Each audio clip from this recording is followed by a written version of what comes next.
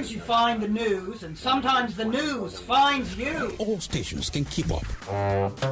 At Adaba FM, we not only give you news at the speed of nanosecond, but we also break it down with up-to-date analysis, informed opinions, and distinct professionalism. That's why you love us.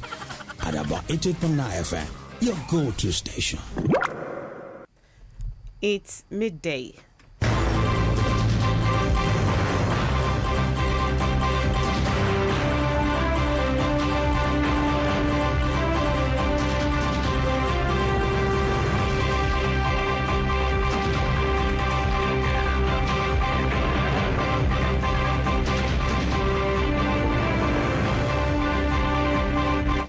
Good afternoon. I'm Olajumoke Omotoso with Global News in the news.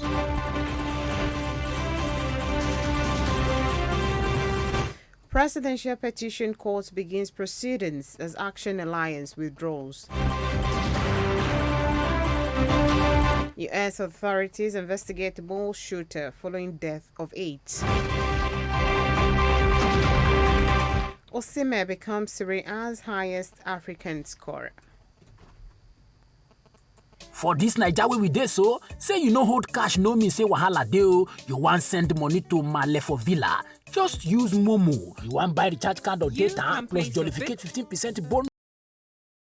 9 FM online platforms at Adaba FM TV on YouTube, Adaba 88.9 FM on Facebook, Instagram, and Twitter. With an audience of over 60,000 people across all our social media platforms and a reach of over 315,000 overall. Call these numbers today to push your market before that audience. Kazim on 080-30414344 or Hazan on 080-650-77920 or Feyi on 0814 The Presidential Petition Court begins proceedings today. This is just as the Action Alliance has withdrawn its petition against the President-elect Bola Tinubu.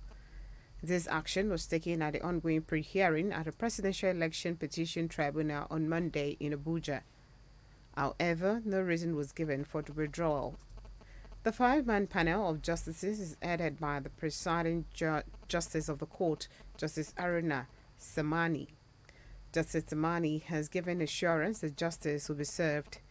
Earlier, the People's Democratic Party and its presidential candidate Atiku Abubakar had filed an application for an order to allow the live coverage of the daily court proceedings or the case they brought against the president-elect Bola Tinubu. A 27-year-old electrical engineering student has died trying to fix the power at a hospital affecting the fighting in Sudan's Darfur region. Mohammed Fadul Idris Wadi was part of a group of volunteers trying to keep the clinic going. Hamed Ishaq, who studied with him at the University of Fasha, said he gave his life as a servant of the people of Fasha. United States federal authorities said they are investigating the gunman who killed 8 people, including children, at a Dallas shopping mall who is believed to have had far-right links. The 33-year-old attacker, Mauricio Garcia, was shot dead at a scene by a police officer. Investigators say they are reviewing social media to look into his ideology. During the attack, he wore a cloth patch with the letters RWDS, which stands for Right-Wing Death Squad. RWDS is a phrase popular amongst right-wing extremists and white supremacy groups. 6 people were pronounced dead at a scene. 2 died later in hospital. On Sunday, 3 injured victims were still in critical condition. Russia has launched dozens of missiles and drones towards Kiev and other Ukrainian cities. The attack has killed at least 1 person and injured 5 people. Ukraine's top military command says its forces destroyed all 35 Iranian-made Shahed drones that Russia had launched overnight at targets around the country. According to Ukraine's top general in charge of city's defense, Moscow has intensified shelling of Rhine Bakhmut. Reports say it hopes to record major success before May 9th. May 9th is a major Russian holiday that marks the anniversary of its defeat of Nazi Germany in World War II. You're listening to Global News on Adaba 88.9 FM Akure, transmitting from Ilaramoki. After the break, Osime breaks new Serie A record. Details is the second part of the bulletin. Please join us again. For this Naija wey we dey so, say you no hold cash no mean say wahala dey o. You wan send money to Male for Villa. At Adaba 88.9 FM online platforms. At Adaba FM TV on YouTube. Adaba 88.9 FM on Facebook, Instagram, and Twitter. With an audience of over 60,000 people across all our social media platforms and a reach of over 315,000 overall. Call these numbers today to push your market before that audience. Kadzim on 080-30414344 or Hazan on 080-650-77920. Or Feyi on 0814-138-8719 or Temi on 080 News on Adaba 88.9 FM. Glad to have you back with news update and live streaming. Visit our website www.adaba889.fm or download Adaba FM app on Google Play Store. You can be part of us on our social media platforms www.facebook.com/FM 889 on Facebook, at Adaba 889FM on Instagram, and Adaba FM TV on YouTube. To provide us information via email, newsroom@adaba889.fm. Now to rest of the bulletin. Indian Prime Minister Narendra Modi has expressed condolences on Twitter, saying he was pained by the loss of lives caused by a boat which capsized on Sunday night. At least 22 people have died after a packed tourist boat capsized in India's southern Kerala state. Abdul Nazar, Junior Superintendent of Police of Malappuram district, said overcrowding caused a double-decker boat to capsize.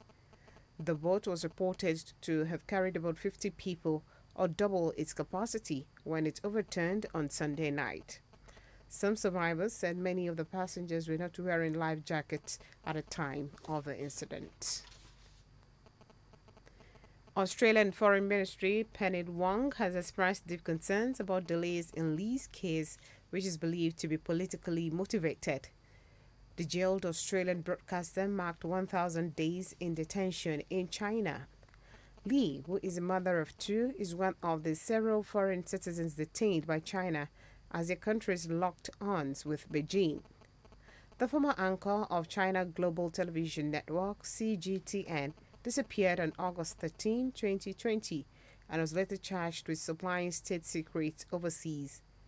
Wang said despite being separated from her family for so long, Lee has shown great resilience and courage, and all Australians who want to see her reunited with her children. Australia police says a 48-year-old woman survived 5 days stranded in the bush, eating lollipops and drinking a single bottle of wine. Lillian Eep was said to have set off on a short trip on Sunday, traveling through dense bush in Victoria State, but hit a dead end after taking a wrong turn and her vehicle became stuck in the mud. Miss Eep, who doesn't drink, only had a bottle of wine in the car, which she planned to give as a present, but had to take it when she was ravaged by hunger. She was discovered by emergency services on Friday after 5 nights of being stranded, as they flew overhead as part of the search. She was later taken to hospital to be treated for dehydration and has since returned home to Melbourne.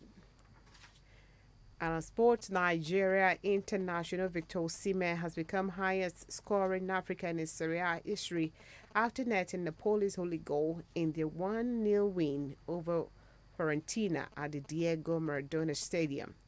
Osimhen saw one penalty saved before scoring another. The goal was Osimhen's 23rd league of the season and his 47th in the league since his move in 2020. Osimhen's 47th goal in Serie A was also his first from the penalty spot. To end global news, a recap of the top stories.